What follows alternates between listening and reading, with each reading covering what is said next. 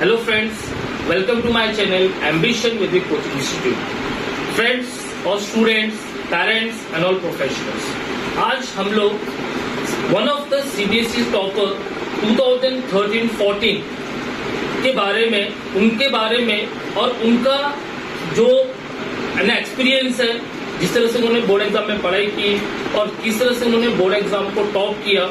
उन्होंने board exam CBSE 2013-14 में 99% score किया। उनका नाम है, आज वो हमारे सामने बैठे हुए हैं और उनके पापा भी हैं और आज हम उनके घर में आज उनसे हम बात करना चाहते हैं, ताकि इस वीडियो के थ्रू हम पूरे देश के, पूरे विश्व के बच्चों को ये संदेश देना चाहते हैं कि किस तरह से हमें बोर्ड में 10th और 12th और बाकी आगे की लाइफ में कैसे पढ़ाई करना और आगे चल के हमें अपने आप को कैसे दुनिया में स्टैंड होना है। तो मुजम्मिल, सबसे पहले तो मुबारक हो बेटा आपको। मैं आपसे पूछना चाहता हूँ कि जब आपने 2013-14 में सीबीएसई बोर्ड 99% में टॉप किया, तो बोर्ड एग्जाम के बाद बेटा आपको लगा था क्या कि आप 99% लेके आ पाओगे? सर, जिस हिसाब से मैंने प्रिपरेशन किया था, जिस हिसाब से मैंने हार्डवर्क किया था, तो मुझे लगा था कि हाँ, इतना तो मतलब मैं अच्छा खासा स्कोर कर लूंगा। जैसे कुछ मेरे स्ट्रॉन्ग सब्जेक्ट्स थे, जैसे मैथ्स और साइंस, उसमें मुझे लगा था कि हाँ, मैं इतना तो स्कोर कर लूंगा। लेकिन लैंग्वेज सब्जेक्ट्स में मुझे थोड़ा सा स्केप्टिसिज्म था कि चेकिंग कैसे होती है और कैसा क्या होता है। लेकिन एग्जाम के बाद मैं फेयरली कॉन्फिडेंट था कि मैं अच्छा तो स्कोर कर लूंगा। अच्छा, जब आपका रिजल्ट है 99%, तो आप one of the CBSE toppers थे उस जमाने में, उस ईयर में। तो आपको कैसा फील हुआ था? मतलब कि आपको ऐसा लगा था क्या कि मैं टॉपर हूँ, या मैं और ज्यादा ला सकता था, या मैं इससे कम भी ला सकता था? सर, मेरे लिए जो एग्जाम देने के बाद सबसे मेन बात थी कि सेटिस्फेक्शन होना चाहिए कि हाँ, मैंने जितना मेहनत किया, मैंने उतना बेस्ट किया अपने एग्जाम में। तो वही है कि उसके बाद जो भी रिजल्ट है वो तो एक तरह का, मतलब मुझे एक तरह का वो फल मिला है उसका। तो मोस्टली तो मेरे दिमाग में वही था कि जितना मैंने किया है उस हिसाब से मुझे अपना बेस्ट देना है पेपर में, और उसके बाद जो भी होगा रिजल्ट का मुझे उतना टेंशन है। अच्छा बेटा, मैं आपसे पूछूंगा कि आपको जो मार्क्स मिले, मैथ्स में कितने मार्क्स मिले? तो मैथ्स में 99 मिले। 99। साइंस में?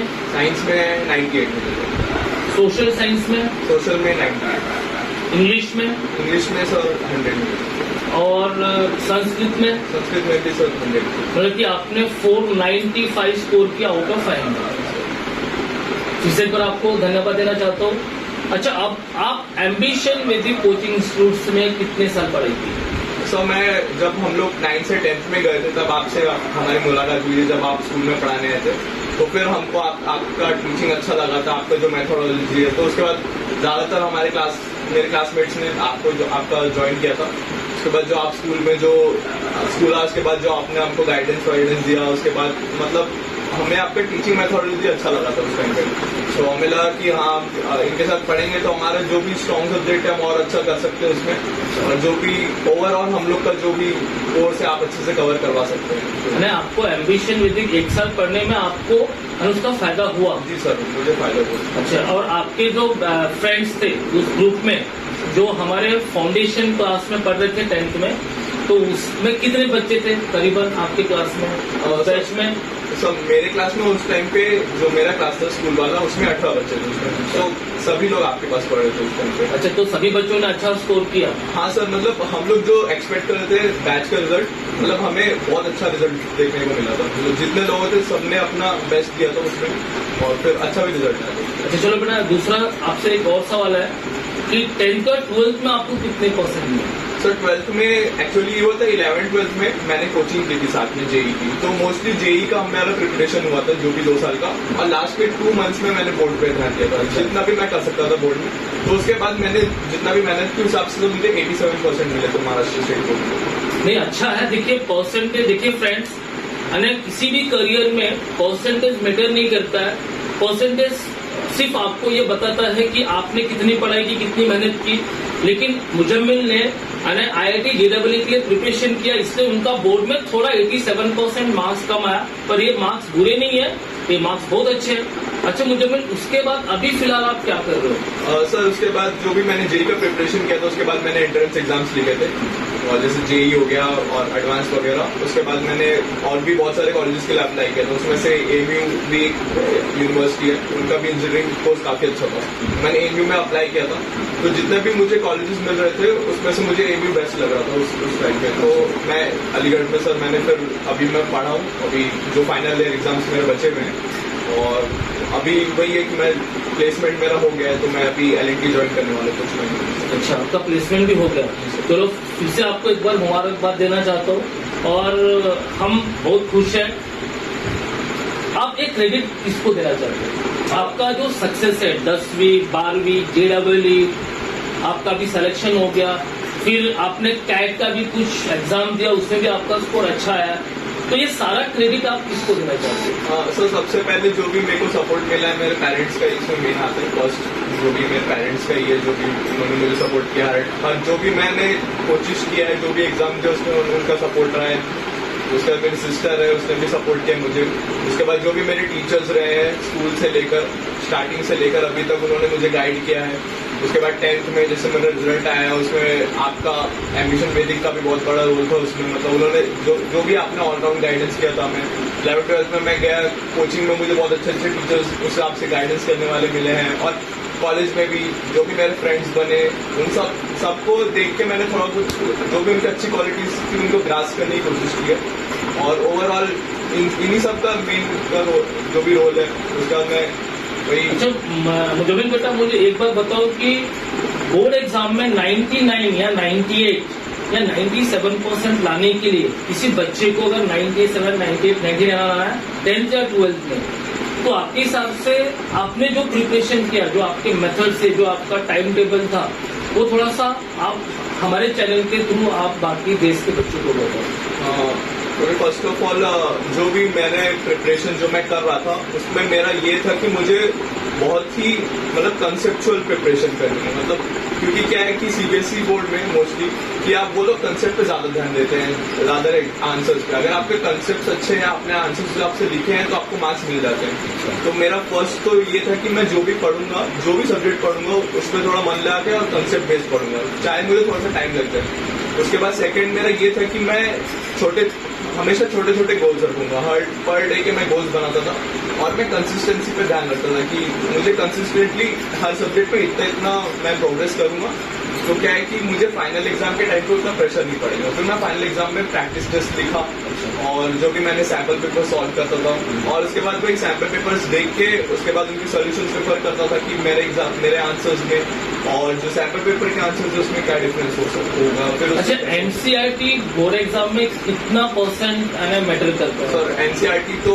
मैं बोलूंगा कि मेन तो NCERT, अगर आपका NCERT पे ग्रास नहीं है तो फिर बोर्ड एग्जाम में सर स्कोर करना मुश्किल हो जाता है। अच्छा, 10th और 12th दोनों एग्जाम, दोनों बोर्ड एग्जाम दोनों में NCERT अगर आपने कर लिया है, तो फिर आपको उसके बाद जिस हिसाब से अभी करिकुलम बना रही CBSE, तो उनका मेन फोकस अभी NCERT पे ही रह रहा है, चाहे वो JEE हो, नीट हो, या फिर वो बोर्ड एग्जाम ही क्यों ना, कोई भी कॉम्पिटिटिव एग्जाम हो, अगर बच्चे का बेसिक कॉन्सेप्ट क्लियर है, NCERT CBSE बोर्ड का चाहे कोई भी बोर्ड का, अगर उसके बेसिक कॉन्सेप्ट क्लियर है, तो बच्चा बोर्ड में भी अच्छा करेगा, JEE में भी अच्छा करेगा, कोई भी दुनिया की कोई भी कॉम्पिटिटिव एग्जाम अच्छा करेगा। अच्छा, लास्ट आपसे एक और सवाल पूछूंगा कि अभी आपने इतने मुकाम हासिल कर दिए, CBSE one of the CBSE toppers रहे आप 2013-14 में, उसके बाद 87 आपने बोर्ड में लाया, फिर आपने JEE में भी अच्छा स्कोर किया, उसके बाद आप कौन से कॉलेज में पढ़ रहे हैं आप? सर AMU, हाँ, AM अलीगढ़ मुस्लिम यूनिवर्सिटी में, वहाँ पे भी आप कहीं ना कहीं आपको लगा, ऐसा फीलिंग आती है कि मैं एक टॉपर हूँ, और बाकी बच्चे आपसे ऐसे इंटरेक्ट करते हैं तो बोलते क्या तू बहुत इंटेलिजेंट है, चाहे तूने ऐसा किया वैसा किया, इस तरह की कुछ मतलब? सर एक्चुअली ऐसा मेरे दिमाग में ऐसा नहीं आता है, जैसे क्योंकि मेन बात ये है कि जब आप टॉप करते हो तो फिर ऐसा लगता है कि हाँ बहुत अच्छा उस टाइम फीलिंग होती है, लेकिन जब हम देखते हैं आगे हमारा कंपटीशन कितना है, और जब हम ऊपर लेवल में जाते हैं तो हमें समझ में आता है कि हमें अभी बहुत कुछ सीखना है। जैसे मैं 12th में गया, मैं कोचिंग में गया, मैंने देखा बहुत सारे बच्चे हैं जो बहुत ही अच्छे हैं डिफरेंट सब्जेक्ट्स में, डिफरेंट तरीके, तो उनसे सीखने की कोशिश करता हूँ हमेशा। और ग्रेजुएशन में मैं गया, बहुत डिफरेंट टाइप के लोग मिले, डिफरेंट टाइप के टीचर्स मिले, तो सबका अपना अपना पर्सपेक्टिव होता है। तो मैं मतलब यही कोशिश करता हूँ कि अपना हेड डाउन रखूँ, मेहनत करते रहूँ और मतलब गोल हमेशा हाई रहना चाहिए मेरे लिए, तभी सेटिस्फाइड। मतलब कि अगर आपका एम ज़्यादा बड़ा है, ज़्यादा हाई है, तो आपको सक्सेस मिलेगा। हाँ, मतलब अगर आप प्रिपरेशन उस हिसाब से करोगे तो भले मतलब आप उस गोल के लिए कम से कम अटेम्प्ट तो करो, तो आपको कुछ ना कुछ आप अच्छा तो कर ही लोगे। अच्छा, मुझे में अगर कभी कभी बच्चे सक्सेस नहीं हो पाते तो उनके लिए आप क्या मैसेज देना चाहते हो? समटाइम्स बच्चे ना मेहनत करते रिजल्ट नहीं आ पाता है, तो आप मतलब कि क्या बताना चाहोगे? मतलब सर, मेरा एक कंसेप्ट है जो मैं खुद अपने दिमाग में रखता हूँ कि जैसे एक जो मेहनत है वो एक बैंक के पिगी बैंक की तरह है। मतलब आप मेहनत करोगे ना तो जरूरत नहीं कि आप जहाँ मेहनत कर रहे हो वहीं पे खर्चा हो जाए, वो मेहनत आपकी स्टोर हो जाएगी और एक जगह अगर आपकी मेहनत नहीं लग पाई तो वो दूसरी जगह हमेशा काम आती है। मतलब जो नॉलेज होता है, जो भी आप करते हो, जो भी आप कर रहे हो जिंदगी में, अगर नॉलेज आपका स्टोर हो रहा है वो अगर इस जगह काम नहीं है तो कोई और काम आएगा। और उस हिसाब से अगर आप प्रिपरेशन करोगे तो आपको फल मिलता ही है। मतलब अभी नहीं मिलेगा लेकिन 2 साल बाद मिलेगा, लेकिन मिलेगा जरूर। वो चलो मुजम्मिल बेटा, thank you very much. Thank you, sir. और आज मुजम्मिल के पापा हमारे साथ बैठे हुए हैं और वो इतने, उनके जो पेरेंट्स हैं वो बहुत ही शांत स्वभाव के, उनके मम्मी और पापा इतने शांत स्वभाव के। तो मैं आपसे बोलूंगा कि अगर पेरेंट्स अगर अच्छे हैं, मैं आपसे एक बात बताना चाहूंगा, अगर पेरेंट्स अपने बच्चों पे ध्यान देते हैं, देखिए मुजम्मिल ने हमारे एम्बिशन वैदिक इंस्टीट्यूट कोचिंग इंस्टीट्यूट में पढ़ाई की, पर हम लोग भी जो क्रेडिट है ना वो उसके पेरेंट्स को देना चाहते हैं, उनके माँ बाप को देना चाहते हैं। क्योंकि अगर पेरेंट्स घर पे अगर मुजम्मिल पे ध्यान नहीं देते थे तो may be Muzammil 99% CBSE board exam या 12th में 87% या आगे की जो भी उन्होंने मंजिलें हासिल की है वो नहीं कर पाते थे। तो फ्रेंड्स, आपको हमारे मुजम्मिल से बहुत सारी चीजें सीखने को मिली और मैं चाहता हूं कि आप लोग भी इनको फॉलो करके लाइफ में ऐसे कड़ी मेहनत करके अपने करियर को आगे बढ़ाएं। और कभी कभी अगर आप अनसक्सेस भी हो गए तो हार मत मानिए, जो मुजम्मिल ने हमें बताया। Thank you and have a nice day. Hello friends, welcome to my channel ambition Vedic coaching institute. Friends, आज हम लोग एक ने 2 टॉपर्स के घर पे बैठे हुए हैं और दोनों जो टॉपर्स है वो आपस में भाई बहन है। पहला जो टॉपर्स है वो है मुजम्मिल खलील, जो कि 2013-14 में one of the CBSE toppers रहे थे, 99% स्कोर किया था। सेकेंड 2016-17 में उनकी जो बहन है जिनका नाम है सिद्रा नूरी, उन्होंने 97.6% स्कोर किया था।